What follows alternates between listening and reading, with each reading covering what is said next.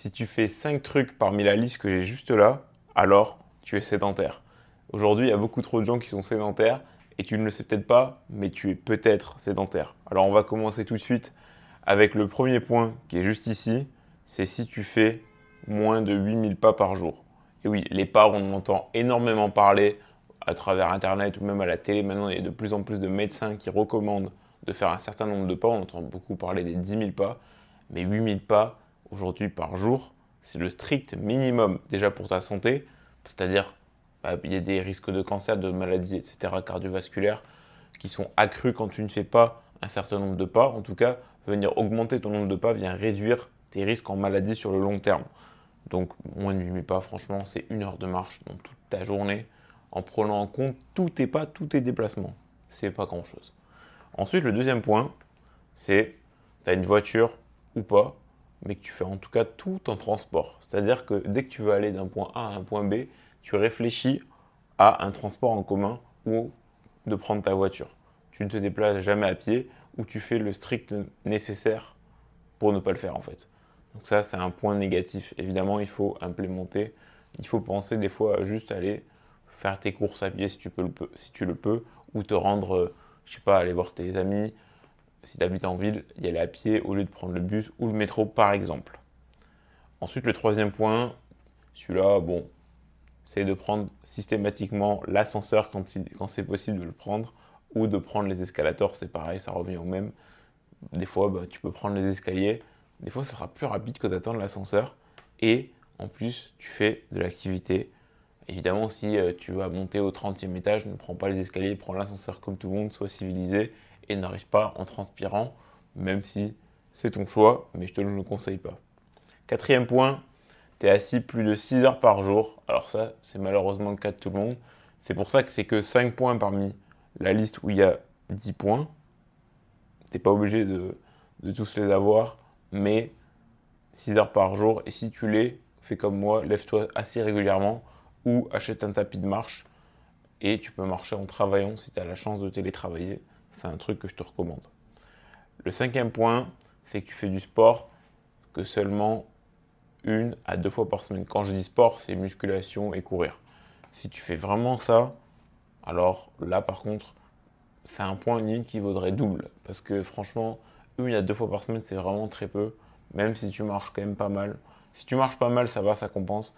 Mais si tu marches pas en plus et que tu fais pas beaucoup de sport, là ça devient critique. Il faut vraiment commencer à te remettre en question. Sixième point, pas de marche volontaire. Ça revient au point que j'avais dit avec les transports en commun.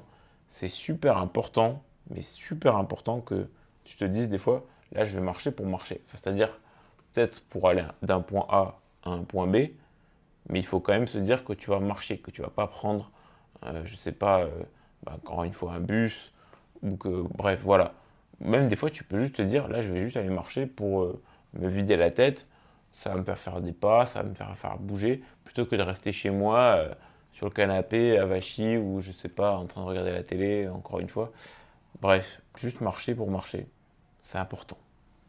Septième point, tu as la flemme pour tout ce qui bouge. C'est-à-dire que tu es assis et souvent, juste, je sais pas, te lever pour aller je sais pas, aller aux toilettes ou quoi, t'as la flemme en fait, t'as la flemme. Tu vas le faire au final parce qu'il faudra le faire, mais tu vois, tu ressens cette flemme souvent de juste te lever.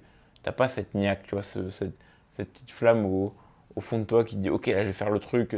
Bref, il y a des jours comme ça où on a moins envie que d'autres, mais si c'est une tendance générale que tu remarques chez toi, alors attention, ça veut peut-être dire que peut-être que tu es en déficit calorique et que tu le sais pas, tu manges pas assez ou que tu dors pas assez, bref, il y a un truc à faire et aussi un mindset à changer pour avoir cette flamme tout simplement. Huitième point, tu fais, tu fais pas d'effort en fait au quotidien. Tu évites le moindre effort. En fait, ça rejoint un peu le point numéro 7. Je pense que je me suis tout simplement trompé. Point numéro 9 du coup, ça t'enlève un point, c'est très bien. Pas d'activité dans la semaine.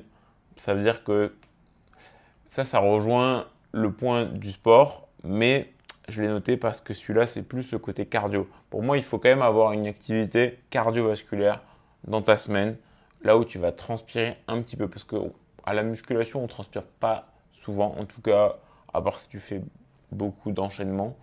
Mais moi, je les compte pas vraiment comme des activités physiques où tu vas transpirer, à proprement parler. Là, j'aimerais bien que tu incorpores, on va dire, dans ta semaine, une activité cardiovasculaire, comme de la course à pied, du vélo, ou un sport en équipe, comme du foot ou du basket, par exemple. Et ça va te permettre vraiment d'avoir, ouais, de travailler ton cardio. Et j'en parle pas mal sur la chaîne, mais je pense que c'est prouvé qu'en tout cas que c'est un bon indicateur de vieillesse. Ça va te permettre de bien vieillir, donc je te le recommande. Et au moins une fois dans la semaine, au moins une fois. Et en dernier, ça c'est vraiment une blague, toujours un siège sur les fesses, c'est-à-dire que tu es toujours assis. Dès que tu peux t'asseoir, tu t'assois. Alors des fois, je sais bien, il faut s'asseoir, et c'est pas forcément toujours gagnant de rester toujours debout, mais quand tu es assis plus de 6 heures par semaine, et que même quand tu as l'occasion d'aller dehors, de pouvoir marcher ou quoi, de toujours vouloir s'asseoir sur un banc au lieu de marcher, de profiter, ou tu sais, quand tu vas... Pourquoi les gens ne marchent pas ensemble quand ils veulent discuter? Au lieu de toujours vouloir s'asseoir dans un bar ou quoi que ce soit, ou de s'asseoir ouais, à X endroit, juste marcher, discuter, profiter de l'air quand il fait beau dehors. Là, en l'occurrence, à Montréal aujourd'hui, il fait super beau. Bon, là, je suis enfermé pour faire cette vidéo, mais je vais juste sortir après. Marcher, quoi, c'est cool.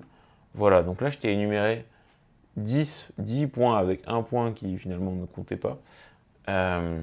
S'il y en a 5 que tu fais pas, ou tu t'es reconnu en tout cas ne pas faire, alors malheureusement, tu es sédentaire et je t'encourage vivement à corriger ça, je dirais le plus tôt possible dans ta routine, à incorporer des choses pour venir contrer ce genre de choses que tu t'es reconnu. Et tout simplement, tu vas voir que tu vas te sentir de mieux en mieux, tu vas avoir des résultats sur ta tête, mais aussi sur ton physique. Et il n'y a rien de mieux que ça, déjà pour toi, pour ta santé, comme j'ai dit, mais aussi pour ton mental.